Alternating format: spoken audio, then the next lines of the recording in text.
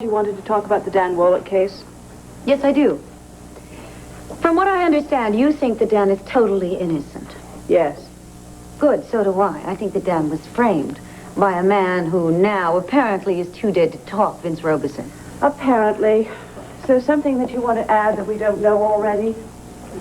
Judith, believe me, I know that you're not going to like this visit, and I can't much blame you for it. And may I say right now, I take no satisfaction or pleasure from it. I don't know what you're leading up to with this. Your son, Jamie. I think that he was Vince Robeson's partner in the crack ring and in the murder. How dare you? Okay, come on, out with it. Call me names, scream and shout about how wrong I am and how your son is innocent. Let's get that over with. Then settle down and listen to me. I'll listen, and then I'll tell you what I think. I'll begin with a few of the facts that you're familiar with.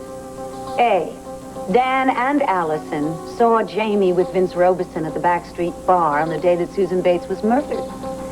B, Jamie visited Dan's apartment on the day that the police searched his apartment and found the tape hidden behind some books.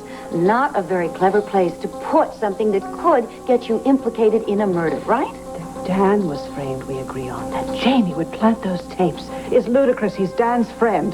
He's such a good friend that he didn't even tell you until Dan did that Dan and Allison were at the Backstreet Bar and that she could have lost that charm. Jamie is not a very communicative kid, but he didn't deny it when he was asked. Oh, come on, he was caught. How could he deny it? Look, do you have anything more to add? Get to it, because you're about to head for the door. Jeannie Johnson. Yes. Have you heard of her? She's an inmate who was released from Statesville. Yes, I know. She was one of the women who was working at the crack factory. She might have seen Vince Robeson and his partner during one of those long, awful nights. You haven't even asked her. How can I? She has suddenly left town, and I don't know how to reach her. The point is that she phoned Herb. She sounded terribly upset, and she said that she had to see him.